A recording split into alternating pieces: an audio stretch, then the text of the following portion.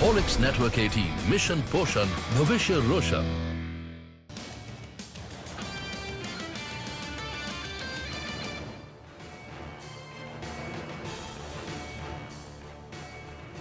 Alright then, let's take it straight to the pharma space. Biocon will be in focus today as the US FDA issues a complete response letter to Biocon-Mylan biosimilar on insulin glargine. Ekta, what does this mean for the company?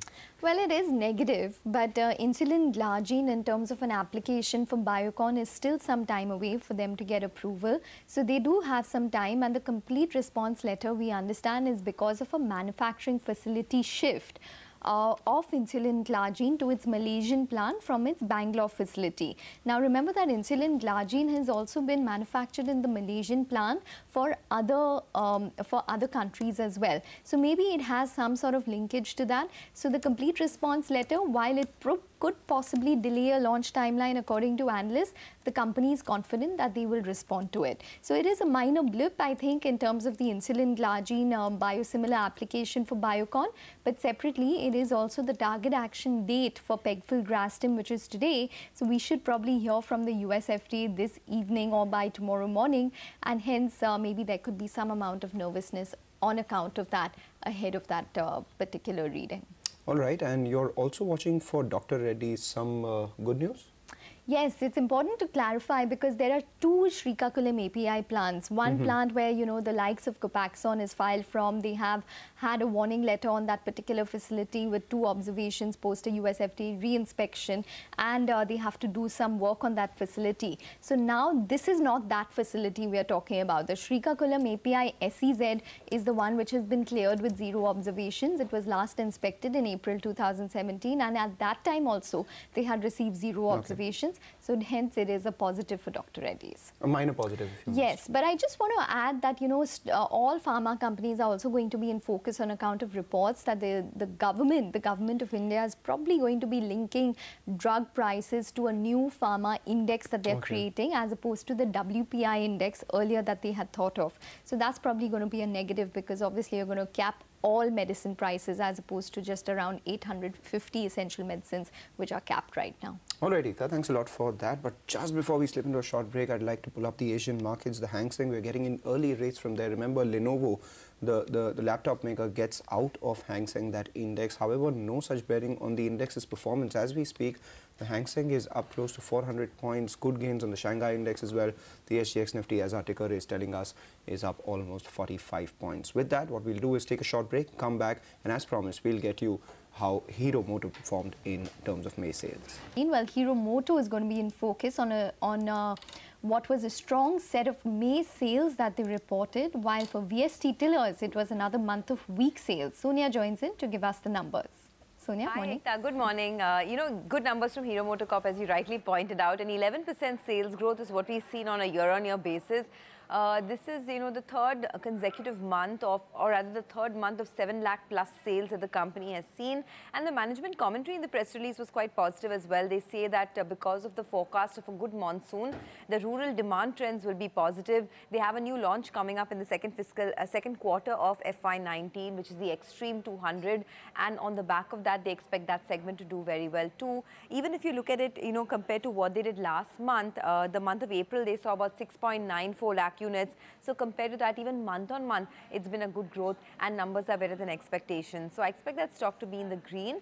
For VST Tiller, second consecutive month of weakness in sales, and it's odd because, you know, the rest of the sector is doing pretty well. Escort's numbers were very good, so was M&M, but the power tiller segment is just struggling for VST Tillers. If you look at the numbers, power tiller sales are down 6% year on year, tractor sales are down 12% year on year, so perhaps losing market share as well.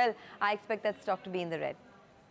All right, Sonia, thanks a lot for that. We'll keep an eye out on that. But let's keep an eye out on the markets, the mid-caps in particular, because we spoke with an MD at Kotak Mahindra Asset Management, Nilesh Shah, that is on what he thinks is the reason for the brutal fall in mid-caps, his investment strategy for the sector, and what his outlook is for the market. Listen into what he had to say.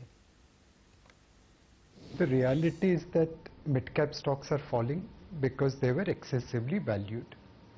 Last year, mid-cap index delivered almost 35% return, small caps delivered 55% return. This year, obviously there has to be an adjustment. There were many small and mid-cap stocks which had gone ahead of their fundamentals. Now they are coming down towards their fundamentals. We will invest in businesses after doing appropriate due diligence, and we won't be chasing a stock just because there is a momentum into it. We want to back those management where minority shareholders are protected and where corporate governance is upheld. If we can focus on so-called quality stocks, I think our downside will be protected. So right now the focus is on governance and growth. The upside of the market looks capped because of oil prices. The future trajectory of oil will impact our market significantly. Second, there is issue related to higher real interest rates and liquidity shortage or liquidity tightness in some portion of economy.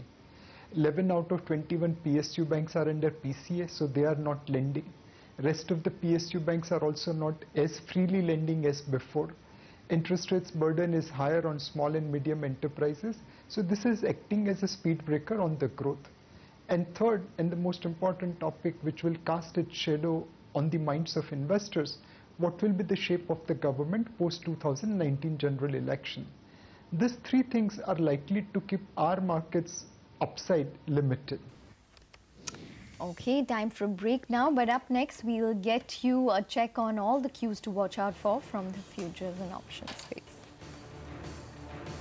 Let's shift focus to the commodities action. Manisha Gupta joins us with all the updates from that arena. Good morning, Manisha. Crude prices decline.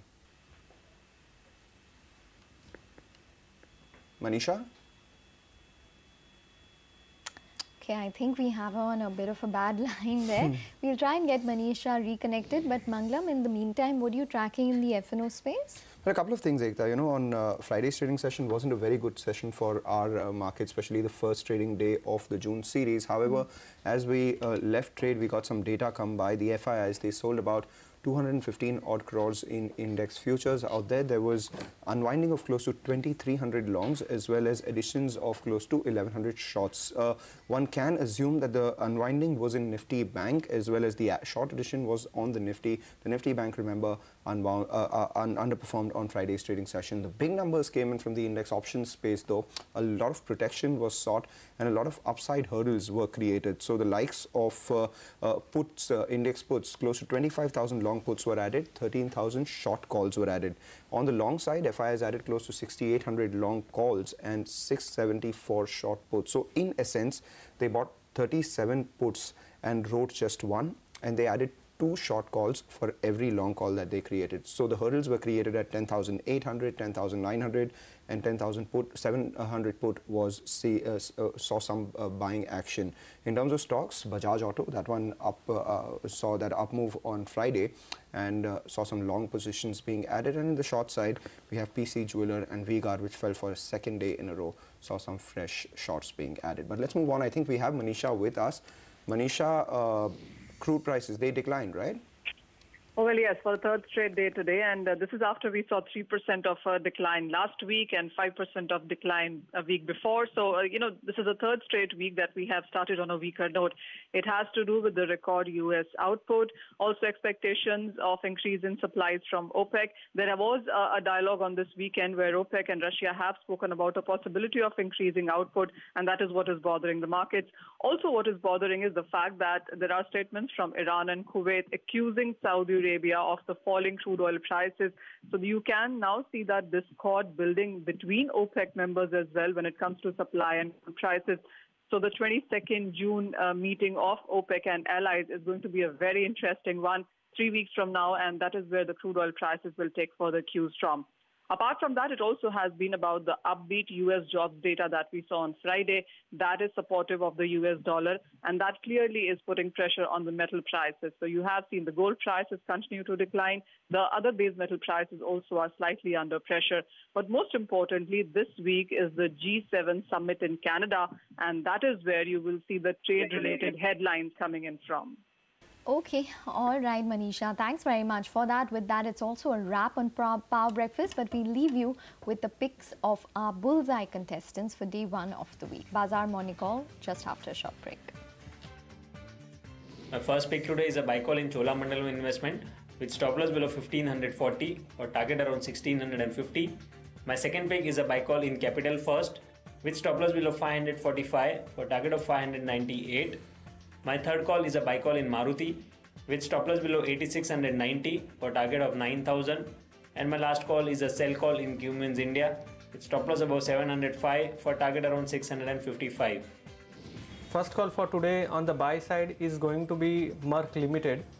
Long positions can be created in this stock, keeping a stop loss of 2490 and expecting a target of 2772. Next stock on the buy side is going to be Cholamandalam Finance, and long positions can be created in Cholamandalam, keeping a stop loss of 1534 and expecting a target of 1708. Another call on the buy side is going to be Nestle India, and long positions can be created in Nestle, keeping a stop loss of 9601, expecting a target of 10,690. And the final call is on the short side is BEML future. One can short BEML future at CMP, keeping a stop loss of 909 on the upside and expecting a target of 812 on the downside. KPIT buy with a stop of 280 for targets of 310. Jain Irrigation buy with a stop of 101 for targets of 110. LIC Housing buy with a stop of 470 for targets of 520. And Marico buy with a stop of 320 for targets of 350.